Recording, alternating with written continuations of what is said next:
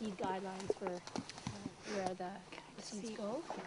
Government, we have the same sort of stuff. It really just makes sense because the seeds that are put back into the site, they're naturally more fitted to the site, right? You wouldn't want to be putting cedar from Haida Gwaii down closer to Nanaimo because they're used to different rain volumes. On that question, is it typically like a single species that you plant, or is there some effort made towards like an ecosystem composition basis? 3 to 4 hectares. Definitely. Like the question before about going down into wetter areas and taking a tree out, we wouldn't be planting a Douglas fir down in a wetter area because that's just asking for it to die. It's a poor business decision, it's a poor forestry decision, right? So we'd be planting cedar in the low wetter areas. In the root rock pockets, which we've been walking through many, you can see all these openings. We'll be planting western white pine, and the other areas we plant Douglas fir.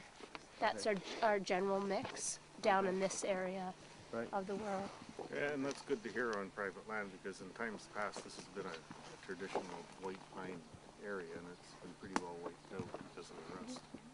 Yeah, so bring it back where we can. It's just saying it's the high maintenance species, yeah. But we do like to mix where we can because it makes that resistance naturally in the stand. Yeah, and when alder and maple come up too, we do have markets from time to time for those, so we don't necessarily take those out.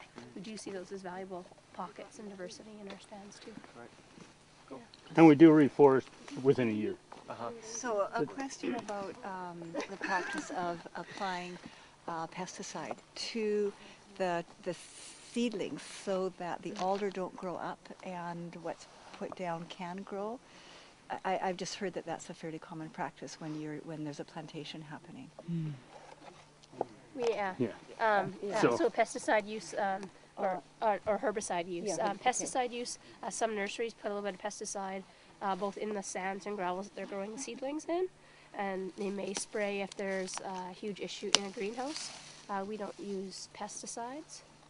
A traditional forest practice is not to use pesticides on the ground. Herbicides are used from time to time when, like I say, if you're in a stand and you have really strong herbaceous, like you see these sword fern behind you or lady fern, those sort of species cannot be treated manually. You can't go and hack those down very well and have your species survive. So we do use herbicides from time to time as a company when we're having stands that are struggling that we've invested in for them to grow.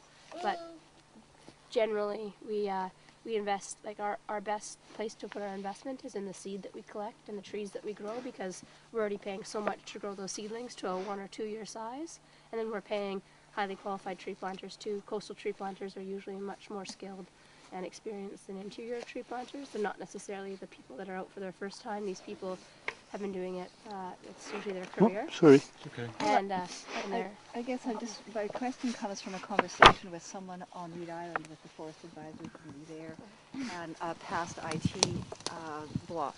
And I don't appreciate it. Sorry. And so that was an issue that I think they had to deal with. More people.